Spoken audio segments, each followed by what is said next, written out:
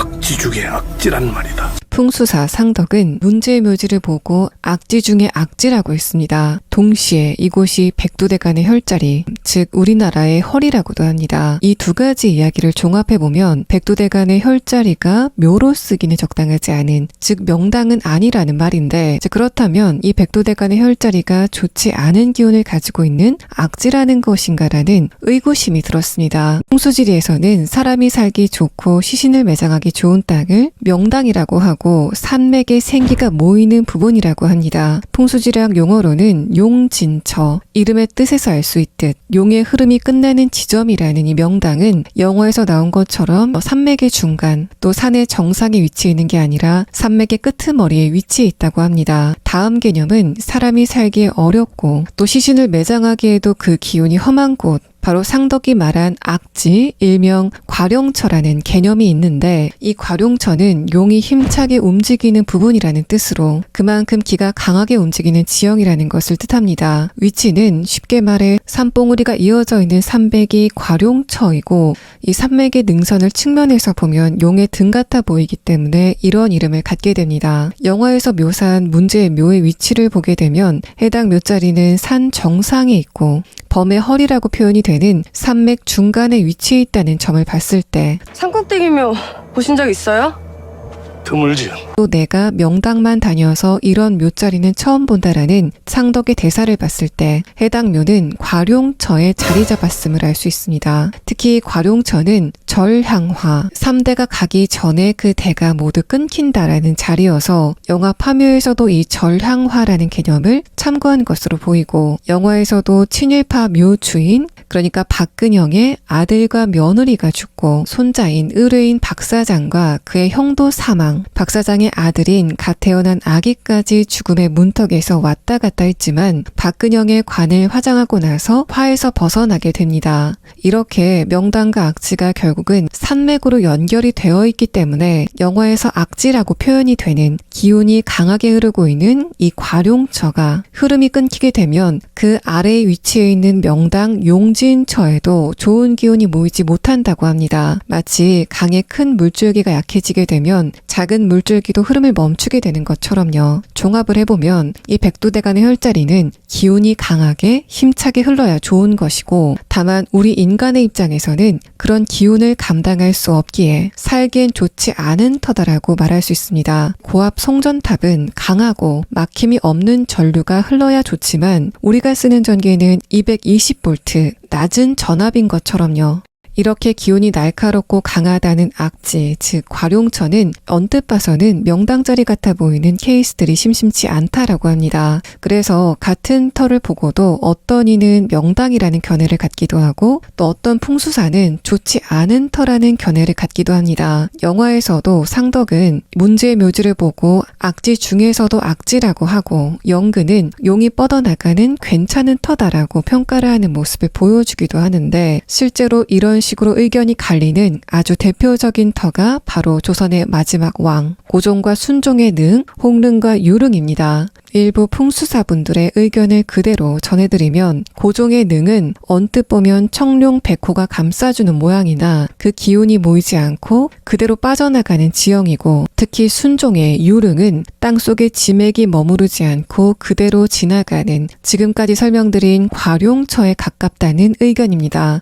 더군다나 고종이 승하고 난 후 국장 자체도 일본식으로 치러졌기에 왕릉의 위치도 안 좋은 의도를 가지고 묘터를 정한 게 아니냐는 해석도 있습니다. 반면 명당 중에 명당으로 입을 모으는 곳, 또 신선이 내려와 앉을 정도의 명당의 자리에는 이완용의 묘가 자리를 잡게 되는데, 이완용은 사후에 자신의 시신이 해를 입을까봐 두려워 6개의 묘를 썼다고 합니다. 그 중에 전라북도 익산시 미륵산 줄기에 발견된 묘가 진짜 이완용의 묘임을 증손자 이석현이 파묘를 하면서 밝히게 됩니다. 묘를 파보니 영화에서처럼 관 위에 붉은 천이 덮여있고 금박 글씨로 조선총독부 중추원 부의장 정의 위대 훈 위작이라고 이완용이 일본에게서 받은 받은 자기를 적어 놓았다고 합니다. 후손들의 속임수에도 불구하고 이완용의 묘는 상습적으로 훼손이 되었는데 익산 경찰서에서는 순사를 배치해 지킬 정도로 훼손이 거듭되었다고 합니다.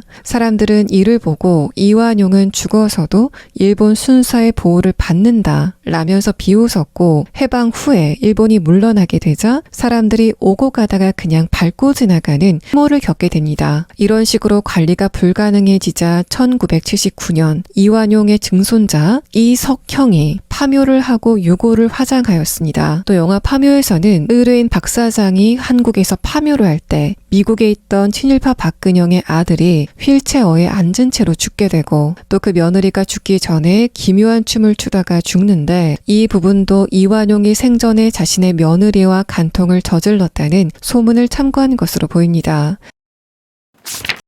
은어를 선호했던 도요토미 히데요시, 즉 서군과 참회를 선호했다고 알려진 도쿠가와 이에야스, 즉 동군이었기 때문에 파묘에서 나온 도깨비가 은어 먹방을 했다는 건 도깨비가 생전에 도요토미 히데요시를 따르던 서군이라는 암시가 있었습니다. 이에 대해 일본의 그 당시의 역사를 간략하게 살펴보게 되면, 임진왜란 전 일본의 상황은 도요토미 히데요시가 혼란의 시대를 무력으로 모두 통일하고, 그 이후 전쟁으로 먹고 살던 막대한 장군들과 군사들이 할 일이 없게 되자 이 정신이 나간 사람은 뜬금없이 한반도 침략을 계획하게 됩니다. 실제 도요토미 히데요시는 조선을 정벌하고 나면 경상도는 어느 장군이 먹고 또 함경도는 어느 장군이 먹고 이런 식으로 자신이 아끼던 장수들에게 나누어줄 생각까지 했다고 하네요. 이렇게 떨어지는 게 있어서 영화에서도 도깨비가 눈을 뜨자마자 미친 듯이 북진을 외쳤던 것으로 보입니다. 하지만 이들이 결정적으로 망각한 것은 우리나라에 최고의 장수들이 있었다는 것, 또 조선을 목숨처럼 사랑하는 의병들이 있었다는 것입니다. 이순신 장군도 있었고 황진 장군도 있었기에 치명적으로 얻어터진 도요토미 히데요시는 이 일로 인해서 오히려 일본 내 입지가 쭉정이처럼 쪼그라들게 됩니다. 역시 이 기회를 놓치지 않은 동군 도쿠가와 이에야스는 서군인 도요토미 가문을 상대로 다시 주도권 전쟁을 하게 됩니다. 조선과의 전쟁에서 우리나라의 훌륭한 장수들에게 전력이 털릴 대로 털려 있었던 서군을 잡는 일은 도쿠가와 이에야스, 즉 동군에게는 식은 죽 먹기였는데, 이게 바로 도깨비가 목이 잘렸다고 징징대던 세키카하라 전투입니다. 이 전투에서 승리한 도쿠가와는 서군이었던 3명의 장수를 참수하게 되는데, 임진왜란에서 우리나라 황진 장군에게 두들겨 맞았었던 안코쿠지, 또 임진왜란 때 선봉장이었던 고니씨, 마지막으로 이시다 마츠나리가 죽게 됩니다. 이렇게 목이 잘린 3명의 장수 중에 하나였던 것으로 추정이 되는 도깨비는 지금은 일본 편의점보다 그 수가 많다는 일본 신사에 모셔지게 되고, 신으로서의 삶을 살다가 음양사 무라야마 준지, 즉 기순의 꼬드김에 속아 조선의 신사로 모셔지는 줄 알고 룰루랄라 따라오게 됩니다. 근데 이게 웬걸, 자신이 감당하기 힘든 강한 기운이 흐르는 백두대간의 혈자리에 묻히게 되고, 100년 후에는 상덕의 몽둥이에 맞고 나락을 가게 됩니다. 여담으로 도깨비의 목을 벤 도쿠가와 이에야스는 물론 서군이었던 도요토미 히데요시의 요구에 자신의 장수들을 임진왜란에 보내긴 했지만, 애초에 한반도를 넘보는 북진 정책에는 반대를 했던 인물이기에 이 세키카하라 전투 이후 우리나라와 일본은 비교적 평화로운 시기를 250년간 보내게 됩니다. 하지만 아직 살아남아 있었던 서군의 잔재가 다시 한번 메이지 유신을 단행, 이에 동군은 완전히 힘을 잃게 되었는데, 이 메이지 유신을 이끌었던 서군의 지역 중에 하나인 조슈번에서 배출한 인물들이 바로 우리가 알고 있는 이토 히로부미, 또 얼마 전까지 총리였던 아베 신조입니다. 이런 맥락을 알고 보니까 오랜 잠에서 깨어나 북진을 외쳤던 도깨비는 일본의 특산물까지 따지지 않아도 우리나라 침략을 외쳤던, 즉 정한론을 가지고 있었던 서군이었던 것으로 보이고, 이렇게 보면 도깨비 또 일본의 음양사 기순에는 특정한 인물이라기보단 한국 침략을 꿈꾸는 일본의 극우적인 세력을 대표한다고 볼 수 있습니다. 화림과 상덕, 영근이 말뚝을 뽑으러 갈 때 봉길처럼 몸에다 경문을 그리고 가는데 이때 도깨비의 무차별적인 공격을 피하지 못하는 모습을 보여줍니다. 봉길은 경문을 쓴 부분을 피해서 공격받았지만 화림과 영근, 특히 상덕은 경문을 그려 넣은 부분도 도깨비가 거침없이 손으로 잡고 목을 조르는데 도대체 왜 이런 차이점이 있을까 살펴보니 화림 일행은 얼굴에 금강경을 그려 넣었고 봉길의 몸에는 태을 보신경이 새겨져 있었습니다. 즉 각각 다른 경문이었던 것이죠. 생전에 장군 시절 불교를 접했던 도깨비는 금강경은 너무나 친숙한 경문이었을 것입니다. 하지만 금강경은 응무소주 이생기심, 어디에도 머물지 말고 집착하지 말라라는 부처님의 가르침을 담고 있는데 이 도깨비는 살생도 하고 또 몸뚱이의 집착을 버리지 못한 나머지 썩어버린 자신의 몸 대신 음양사 기순애가 준 쇠말뚝을 자신의 몸으로 삼는 등 불교를 입으로만 믿었던 신도였음을 보여줍니다. 태을 보신경, 신의 강력한 힘으로 보호해달라라는 이 봉길의 문신을 도깨비가 피했다는 것은 도깨비가 믿는 불교의 세계관에서 봤을 때 도깨비는 몸의 집착을 버리지 못한 급수가 낮은 신, 봉길과 화림을 지켰었던 신들은 몸에 대한 집착을 버린 급이 높은 신임을 의미하고 실제로 봉길이 공격을 당했을 때 신들의 보호가 있어서 보덕사 스님이나 축사에 있었던 외국인 노동자 같은 치명상은 피했음을 의미합니다. 또 도깨비가 신의 보호가 있다라는 봉길의 문신을 피해서 공격을 했다는 것은 저번 영상에서 말씀드린 화림이 모시고 있는 할머니 신의 힘이 외구 도깨비보다 강했을 것이라고 판단한 또 다른 근거가 됩니다. 여담으로 화림을 지키기 위해 도깨비에게 맞섰던 할머니 신 역할은 실제 만신인 고춘자님이 맡았고 화림의 무당력에 대한 자문을 하였습니다.